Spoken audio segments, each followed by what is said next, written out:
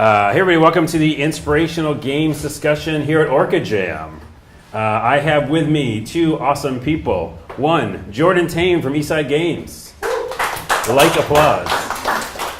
Tame from Kano. Also light applause, please. And I am Carlos Rodela. I host a Video Game Break podcast and do other things on the internet. Just Google.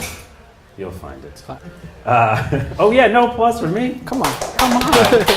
I didn't know we were doing that, so it's okay. So today, well, first off, I actually want to say thank you for having me. It's so cool to be amongst all the people making things. The energy in this room is crazy. The energy out there is crazy.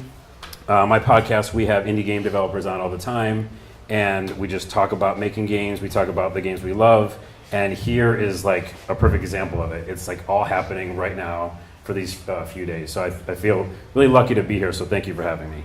So what we're going to do is just talk for a little while about games that inspired us and why we're even here for this 3-day thing with no sleep and sweaty and smelly. I mean, I am, and I haven't been here the whole time, so you guys maybe are more. But and why we do it is because of games that inspired us. So I thought I'd ask our two panelists that to get us started. What are some of the games that have inspired you to make games or just be part of it? I'm going to start with Jordan. Okay. What do you got? So I, just to give a really quick background, I'm 33 years old, so that puts me as like an 80s kid. So I grew up with the original Mario games on NES, and those were some of my first gaming experiences. And I have 3 older brothers, so I would always watch them speedrun Mario and unlock all the secret paths, and that was always really inspiring to me because I couldn't figure out those things as a 6-year-old kid. And so it was just like watching this wizardry unfold on the TV screen.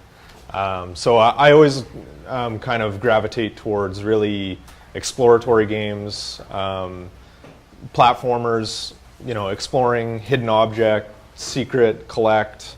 And then as I kind of grew up, I got into more of the like action adventure games. I really like Splinter Cell, Mark of the Ninja.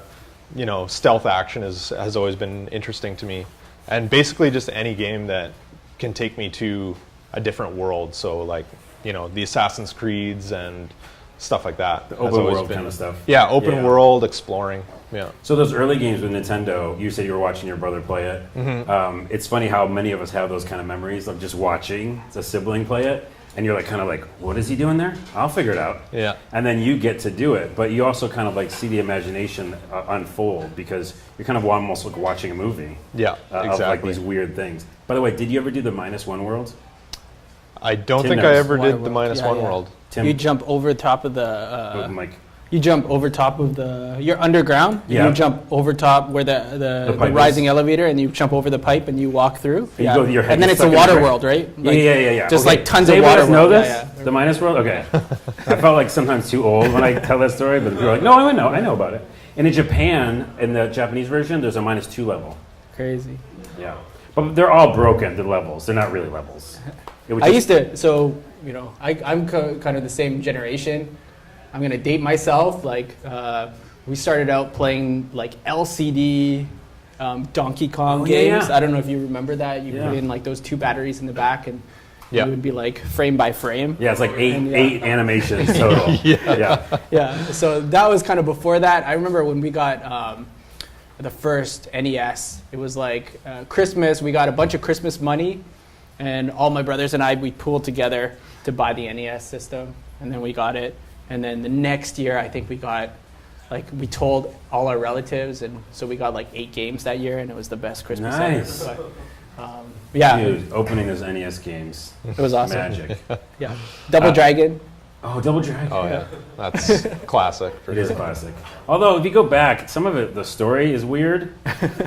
Just Google that, figure it out. The story's weird. Okay, so you did the LCD stuff, you did Nintendo stuff. Yeah, let's talk about like later games. You were mentioning like the open world stuff being inspirational. Anything else, Tim, that inspirational that's current? So I mean, the name of our company is Kano.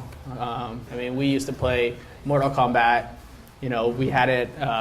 It was like I think Super Nintendo, Mortal Kombat, where they had no blood. It was the and green the blood stuff. was in black or was green, I different, think. and then you had to put in Yeah. the cheat code to Cheat get code to the, get blood, the blood. yeah. Yeah. And then you would like work on your skills, and then you go to the arcade and play and try to beat people there.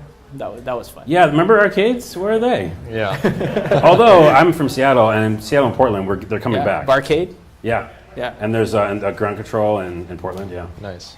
Did you have arcade memories? Just as Yeah, an aside? yeah, definitely. There was like this recreation sports center in my hometown where I grew up, and we would always ask our parents if we could go there and take swimming lessons or karate and whatever. But then we would just go there and play the arcades. And they had Mortal Kombat, and they had the 4-player X-Men, the first one. Oh, that's so good. we played that a ton. So yeah, that's definitely my Street Fighter. Street Fighter. Oh, Street DDR. Fighter. Street Fighter was at the grocery store, and every time I went to the grocery store with my parents, I would play one round of Street Fighter. Street And Fighter I 2? could never even beat the first guy. Oh, Yeah, it was brutal. that's a sad story. Yeah, it is sad. Street Fighter 2, though, right? Street Fighter yeah. 2. Yeah, because I don't know if anybody knows Street Fighter 1, Yeah. not good game. Yeah. It was It called had the Fighting ball, Street. right? It had a ball, didn't it? I think Ball? it did. I think you No. rolled a ball. Really? Yeah. I don't know what we're talking about. I don't know. I'm dating myself again. Marble Madness? No. No, it was like a controller game like Street Fighter, but it was just like really hard to do the moves. And like Street Fighter 2 like really hit Yeah. stride and like the playability. Cool, so those are some good early memories. For me, mine was Earthbound. Anybody like Earthbound? Nice. Yeah. Super Nintendo, it showed me that RPGs didn't have to be the way I thought they had to be. Zelda, obviously, very early, but then Earthbound showed me like you could like fight hippies, and like that could be an enemy, and you can have a frying pan, and that's your weapon. And then the whole game took place in like the real present day. So it's like I went to the ATM machine, and my dad gave me money, which maybe still happens. And and like you call your mom, and she's like, "I got your favorite food for you." And it was like, oh wow, games can be like my life, not just like a sword in the woods. You know what I mean? Did you guys play Earthbound? I never did. No. So my experience with Earthbound is as an audience member. Oh, again, watching. So I have this best friend, and we were like inseparable as kids, and yeah, he got Earthbound. I didn't have it for whatever reason, but he had it, and so every time I was at his house, he was just like pouring into this game. But it's totally like a one-player experience. game, yeah. So my experience with Earthbound is as an audience member. That's pretty cool. Huh? Yeah, it's super cool. Yeah, I love the game. Yeah. What are some of the takeaways you think from all the things we just mentioned game-wise that you can see yourself using right now in the stuff that you work on with games? Jordan, you want to go first? Yeah, sure. So I think games, all the way throughout my life, games have really helped me to try to have a really boundless imagination, I think, and that's an advantage I think we have on maybe older generations, is we've just through all media, the internet, movies, and games, we have experienced so many different worlds, and I think that's something I try to apply to game design now, is really trying to think outside of the box and find those new experiences to give to an audience. Yeah, so like understanding that, I think a lot of us at an early age were like, whoa, we didn't even know it could be like this. This experience could be so weird and open and different. Totally. And so then you can use that when you make games. Yeah. Tim, what about you? I think it's funny because like a lot of the games that we played when we were younger, and then compared to the games that we're doing now, I think with the introduction of Facebook and social games, it kind of just gave us a different perspective on what a game could be. So I don't know if there's much crossover besides character development and things like that. Yeah. But definitely, like, I think social gaming was just something that was an eye opener in terms of not only I guess a different way of looking at a game, but looking at a game as a service. So with the games that we create currently, they've been around for like 8 years. Our first game was a game called Viking Clan, and it's like now in its 8th year, and we have players that started in month 1 that play daily today. That's crazy, Yeah, right? it Like is. because when we played games when we were younger, it was like you play a game and then what's the next game? I need to get the next game, or what's number 2? When's number 2 coming out? But it just totally different perspective. That's interesting. Yeah, I mean, that goes just together with the online component, right? So we were offline back in the olden days. Yeah. And so we were just thinking about what the next cartridge was or the next disc. We weren't thinking about like games as a service, which I think is a whole other thing. And then also like with console games, you know, you were invested, right? If you bought a game and you spent, I don't know, $40 on the game or however much. Sometimes it was, 60 and 70. $60 on the Y'all game. don't know. Back in the day, Yeah. sometimes. Yeah. And if it was a bad game and it just, you know, you were playing it. You're like, Because I guess I am. I got to get my money back on that Yeah. game. Yeah. Did you have a situation like that where you bought like a super expensive game and you're like, oh, I guess I have to play it? Yeah, well, I was actually just going to mention too on the whole social aspect and how that's transformed over the years. Is like most of our memories growing up playing video games were like couch co-op, and like the example of Earthbound, watching my friend play. That just wouldn't happen so much these days. You know, you would buy a game on Steam and then give me the extra key that it comes with, and we'd both play that game separately in our houses, and you know, maybe talk online while we're playing. I think like couch co-op has kind of phased into more of the social gaming that is only possible with the internet and modern technology, and I think it's really and also transformed. demographics too. Like Yeah. you look at like who would have thought that you know, if you were to say that, you know, your mom spends more time playing games and spends more money playing games than you do. Now, when you were like 12 years old, your mom was like, stop playing video games. Oh, yeah. You know, It's go the root outside of all and evil. play, right? That's what they Right? said. They were wrong. Yeah. Sorry, they were wrong. No, yeah, even back to what you were saying with the co-op thing, I think it's interesting to see what's going to happen with the Nintendo Switch thing, because I feel like their whole thing, lots of times, even with like the GameCube, they're like, let's put a handle on it, and you'll take it to your friend's house. Well, I don't know if we did. Yeah. And with the Nintendo Switch, they showed that in their trailer. It'd be fun to see a resurgence of that couch co-op stuff, because it's still fun. Yeah. It just seems like because we've added the online component, we kind of moved to that as our social experience. I had another question about something like this, and it was a childhood memory or old school memory of maybe when a game, in quotes, made a sound of a machine that's a coffee maker. Yeah, in quotes, did the thing like save your life. Like one game that was like, you were going through a hard time, and like this game you kind of just poured yourself into, and it like really helped out. I can think of a few. And if you guys are stumped, we could ask the audience. Does anybody have one like that? I can repeat it. Yes, what is it? I got hit by a bus and I was in bed for a month and I played Fallout. Oh, that's Oh amazing. my goodness, I'm sorry. I'll repeat that for the audience. So he got hit by a bus, which is crazy, and you played Fallout 1, which is a great game. If anybody doesn't know, Fallout 1 and 2 are amazing. They're more like top-down, three-quarters perspective, but very good games. That's awesome. Anybody else? Memory? An important one for me that I don't know if anyone will know this title, but I went to PAX for the first time, I think 3 years ago, and I discovered The Adventures of Pip. Oh, yeah. I don't know if anybody played that game, I have. but just the art style and the nostalgia of it, and just kind of the time in my life of like going to PAX for the first time as somebody who loves games. It was like it was a real like shift in my appreciation for games, and it was like quite emotional. Yeah. Yeah, it was awesome. It's funny how just the simplest games can do that. Totally. It's not yeah, about the just, graphics. like came or out of anything. nowhere Yeah. and just like blew me away. I was like, man, this game's amazing. And it's just like a pretty simple platformer. It's not like, you know, crazy innovation on a genre or anything. But yeah, the right game at the right time, and it just hit home. Well, and that's the thing. It's like kind of like what we're talking about, inspirational, right? Like all the things that you guys are making this weekend, one of them could be inspirational to somebody else. It doesn't matter what the graphics are. It doesn't matter. I always try to say on my podcast, there's no better. There's just different. And I think that's great. Like this little platformer like helped you, you know. I actually thought of one is I love text adventures, and there's one called, you know, the Choice of games. You guys heard those? They're so good. You guys should. No, That's on haven't heard Steam. of that. They have a whole series of text adventures, and the one's called Choice of Robots.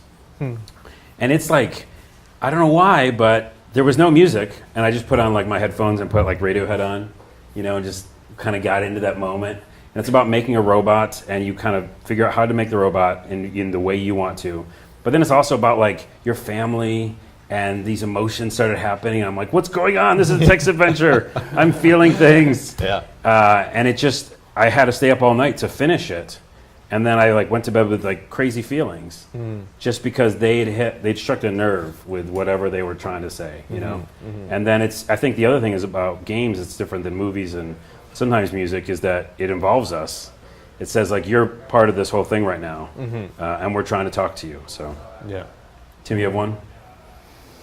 I don't know if anything really changed, but Uncharted, I played that game with the first one when it came out. Yeah. I remember just, that was like the first game in a long time where I just would come home, close the door, and just play. Yeah. Well, sometimes we need that escape. Yeah, You know what I you mean? just need to totally. escape and get away. Yeah. I think I did that with The Witcher 3. Amazing. And it was just, I threw myself in. It's a AAA title, and we're talking indie games. Sorry. But CD Projekt Red is amazing, and that's that kind of thing where you just go, okay, I just need to get away for a little while and go into this world, you know? Yeah. Cool. Okay, so what are you guys doing right now? What are you guys all working on? Jordan, what are you... So currently, general. I am focused on social media efforts for Eastside Games. It's kind of a big change. I was working design, and me and my fiance wanted to move to back to her hometown, be closer to family, and have kind of a better cost of living and more quality of life. So I talked to Eastside Games and said, hey, you know, can I do game design remotely? And they said that wasn't going to work, but they wanted to accommodate our move and stuff. So I switched to a community support role, and it's been amazing of Eastside Games to accommodate the remote work. Yeah. And it's been really, really interesting to go from creating the product to interacting face-to-face almost with the players experiencing that product. It's been eye-opening. It's been really cool. I love that part of it. Yeah. One of my day jobs is I work for 3 Minute Games, and we do this game called Lifeline. And I'm the social media, I'm the Twitter guy for it. And like, yeah, to be able to see directly and talk directly to the people who play your games is amazing. And it's the best QA, it's the best CS, all that stuff. Because I don't have to worry about the bugs and all that stuff. I can like be like, what's your problem? Or I don't even treat it like that. I just treat it like I'm a person. At the very beginning at the Twitter account, I started and I said, I'm Carlos. What is your name? You know, and like I'm not the company, Right. But at the same time, you can, with being in those social roles at games, you can bring it to the company, but they can trust you. So I think that's really interesting. What are you working on, Tim, right now? Oh, I actually know one game. Yeah. Can we talk about it? Sure. Talk Okay. about it. Free Rider. I'm excited. Yeah. Tell me about Free Rider. Tell everybody about Free Rider. So Free Rider was this game that we didn't create the original version, but it came out as a Flash game in like 2002, I think, and then Free Rider 2 came out in 2007, and basically it was you could draw a track and then race a stickman bike on the track. So people got hold of this editor, and similar to like Minecraft, started creating tracks and started creating content, and really great content. So between 2007 and 2013, like 2 million tracks or something like that were created. It's crazy. The creator of the original game, he didn't do anything with it anymore, and he kind of left it. And then a bunch of people like aggregated the tracks together. They actually took the ActionScript 2 source code and decompiled it and created an HTML5 version. People put are out that dedicated, game. man. People are dedicated. People were dedicated. Yeah. I don't know if it's the right dedication, Yeah, but they but were still, dedicated. they want to yeah. figure it out. So they put out a version and grew it, and then we got hold of the license in 2013. We put out Free Rider 3 to kind of test the market, and there was a huge market. It's still there playing the game. We rewrote the game in HTML5 because that's what was our strong suit. We put the game out multi-platform. We created a better track editor for the game. And we've been building up the kind of desktop experience, and we're now working on the iOS and Android experience. So I don't know if you guys have, anyone here has played the game, but tons of people have touched the game and played it. Amazing tracks, amazing content, and I think the great thing about the game is that it's user generated. Right. Which kind of goes back to that social element we were talking about. Like when you talk to the people about what they like, then just give it to them, right? Like let them be part of it. And that's what's really cool. And that's kind of like when we look at gaming as a company, when Kano looks at gaming as a company, we look at it as building community. We have these games that have lasted a long time and have really great retention, but the only reason they have that great retention is because of the great community of players that love playing those games, right? Yeah. If you think about it, if your friends are playing a game, you're more likely to play that game as well because you want to be part of that experience, right? Unless you're me, sometimes I'm just like, I'm a weirdo. I'm like, no multiplayer. I want to go in my room and headphones on. Leave me alone. That's good too. That's good too. My voice sounds like that for some reason. I don't know. I'm an 80-year-old man inside. Actually, going back to your thing, by the way, that's awesome that your company did that for you. Yeah. Because not many companies will. Yeah. But yeah, what are some of the games? I don't think you mentioned some of the games though that your company's working on. Oh, sorry. Trailer Park Boys for Trailer Park one Boys. is- Okay. is- Oh, yeah, you do a lot of the weed games. Yes. Yeah. We're the we're the weed guys in case you don't know. Yeah. I looked it up and I saw Munchies or something, right? Yeah, there was Munchie Farm for a while, Yeah. and there's Pot Farm Grassroots is the kind of the big one Nice. on Android right now. So That's awesome. yeah, so we get all kinds of like emails and stuff all the time. They're like, "Hey, dude, do you guys Wait, have do any they all real sound weed?" like that? Yeah, Yeah. yeah. And so Does we're like, anyone "Well, send you no, guys but care packages? Do Yeah. you get a care package? we have once in a while? received care packages." Oh, that's brilliant. Yeah. That's brilliant. Yeah, there's it's really cool because a lot of our players express themselves artistically. So like we had this guy make a stained glass window of our company logo and send that into us, and we're just like blown my away. goodness. Like, man, the commitment and like the I love it. dedication of players is amazing. It's so Yeah. cool. Yeah, community is awesome. Community's awesome. Do you guys have any That's- good community stories besides like? I have a million.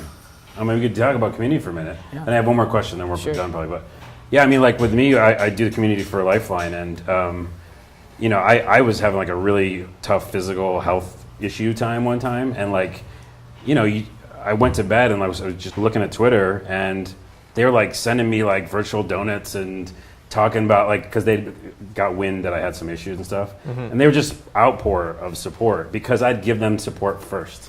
You know what I mean? I gave them my love and kind of interest and care in the gamer and the fan, and they gave it back to me like at a very important time. And like I woke up in the morning and I just checked Twitter, and like they're coming in the morning, and I'm like, okay, I can get by for a couple days, Yeah. So for me, I think a lot of that is just like what you put out is what you get back, and which sounds kind of corny, but it was really true.